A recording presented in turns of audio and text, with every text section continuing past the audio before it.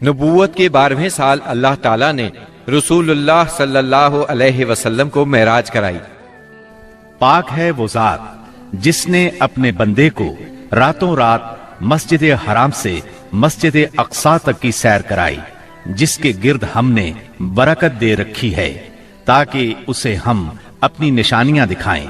بے شک وہ خوب سننے والا، خوب دیکھنے والا ہے۔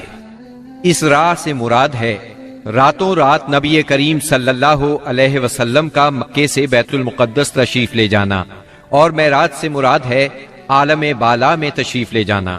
یہ واقعہ جسم اور روح سمیت پیش آیا۔ واقعہ معراج کا خلاصہ یہ ہے کہ آپ اس شب حتیم یا ہجر کعبہ میں آرام فرما رہے تھے۔ اس وقت آپ بیداری اور نیند کی ملی جلی حالت میں تھے۔ ایسے میں جبرائیل علیہ السلام تشریف لائے۔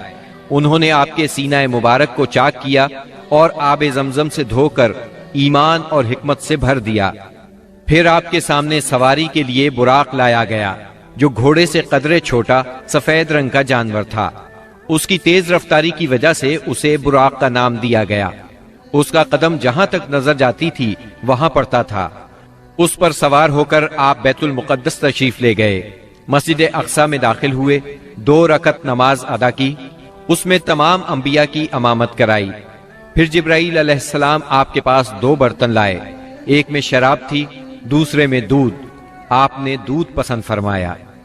اس پر جبریل علیہ السلام نے کہا، آپ نے فطرت پائی، آپ کو ہدایت نصیب ہوئی اور آپ کی امت کو بھی۔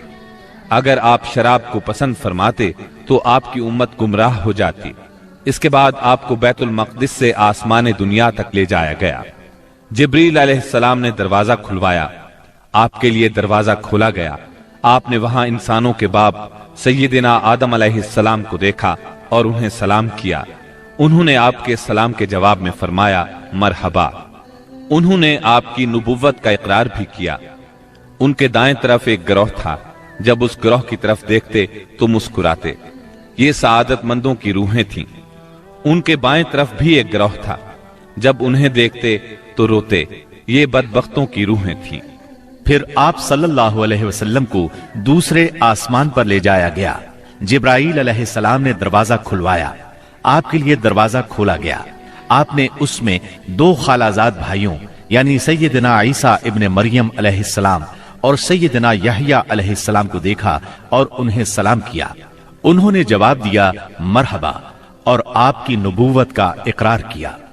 پھر تیسرے آسمان پر لے جایا گیا۔ وہاں آپ نے سیدنا یوسف علیہ السلام کو دیکھا۔ انہیں آدھا حسن دیا گیا تھا۔ آپ نے انہیں بھی سلام کیا۔ انہوں نے جواب میں کہا مرحبا۔ پھر آپ کی نبوت کا اقرار کیا۔ پھر آپ کو چوتھے آسمان پر لے جایا گیا۔ وہاں سیدنا ادریس علیہ السلام کو دیکھا اور آپ نے سلام کیا۔ انہوں نے سلام کا جواب دیا مرحبا اور آپ کی نبوت کا اقرار کیا۔ پھر 5ویں آسمان پر لے جایا گیا۔ وہاں سیدنا ہارون علیہ السلام کو دیکھا اور انہیں سلام کیا۔ انہوں نے سلام کا جواب دیا مرحبا اور آپ کی نبوت کا اقرار کیا۔ پھر آپ کو 6 آسمان پر لے جایا گیا۔ وہاں سیدنا موسیٰ بن عمران علیہ السلام سے ملاقات ہوئی۔ آپ نے انہیں سلام کیا۔ انہوں نے جواب میں کہا مرحبا اور آپ کی نبوت کا اقرار کیا۔ اس کے بعد آپ کو 7ویں آسمان پر لے جایا گیا۔ وہاں آپ کی ملاقات ابراہیم علیہ السلام سے ہوئی۔ آپ نے انہیں سلام کیا۔ جواب میں انہوں نے کہا مرحبا اور آپ کی نبوت کا اقرار کیا۔ وہ اپنی پشت بیت معمور سے لگائے ہوئے تھے، جس میں روزانہ 70,000 فرشتے داخل ہوتے ہیں، اور وہاں ان کے پلٹنے کی باری نہیں آتی۔ پھر آپ کو سدرۃ المنتہا تک لے جایا گیا۔ اس کے پتے ہاتھی کے کان جیسے اور پھل بڑے کونڈوں یا ٹھیلوں جیسے تھے۔ پھر اس پر سونے کے پتنگے چھا گئے، اور اللہ کے حکم سے جو کچھ چھانا تھا چھا گیا۔ اس سے وہ سدرہ یعنی بیری کا درخت تبدیل ہو کر اتنا خوبصورت ہو گیا کہ اللہ کی کوئی مخلوق اس کا حسن بیان کرنے کی تاب نہیں رکھتی۔ پھر آپ کو جبار جل جلالہ کے حضور لے جایا گیا، اور آپ باری تعالیٰ کے اتنے قریب ہو گئے کہ 2 کمانوں کے برابر یا اس سے بھی کم فاصلہ رہ گیا۔ اس وقت اللہ نے آپ پر اور آپ کی امت پر دن رات میں 5 نمازیں فرض فرمائیں۔ اس میں شک نہیں کہ نماز اعلان نبوت کے ساتھ ہی فرض ہو گئی تھی، مگر اس وقت صرف فجر اور عصر کی 2 نمازیں فرض ہوئی تھی۔ چنانچہ آپ بھی 2 نمازیں ادا فرماتے رہے اور مسلمان ہونے والوں کو بھی 2 نمازوں ہی کی تعلیم دیتے رہے، یہاں تک کہ اس موقع پر 5 نمازیں فرض ہوئیں۔ عقیدہ توحید کے بعد نماز ہی اسلام کا وہ پہلا عظیم رکن ہے جو مسلمانوں پر سب سے پہلے فرض ہوتا ہے اور سب سے آخر تک فرض رہتا ہے۔ نماز کی فرضیت صحت و بیماری، خوشی و غمی، سفر و حضر اور خوف و خطر غرض کسی بھی حالت میں مسلمان سے ساقط نہیں ہوتی۔ موسم، جگہ کی تبدیلی اور کوئی بیماری ایسی نہیں جس میں مسلمان کو نماز کی معافی ہو۔ نبی اکرم صلی اللہ علیہ وسلم نے فرمایا، نماز میری آنکھوں کی ٹھنڈک اور دل کا سرور ہے۔ پھر اسی رات نبی صلی اللہ علیہ وسلم مکہ مکرمہ واپس تشریف لے آئے۔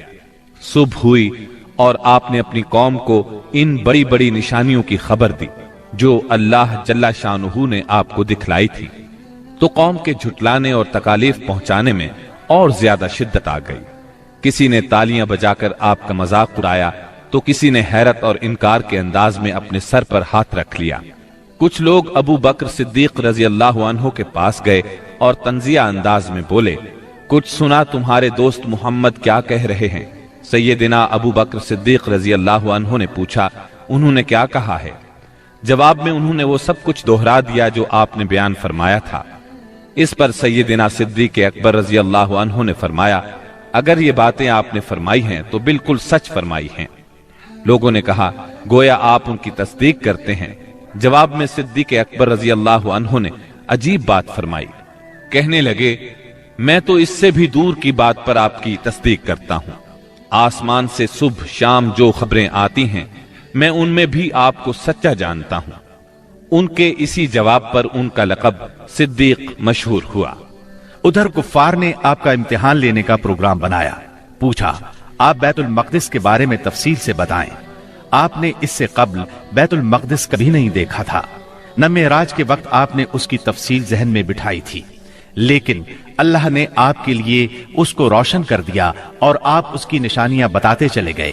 آپ نے ایک ایک دروازے اور ایک ایک جگہ کی تفصیل بیان فرما دی، اور وہ آپ کی کوئی بات جھٹلا نہ سکے، اس لیے کہ انہوں نے تو بارہا بیت المقدس دیکھا تھا۔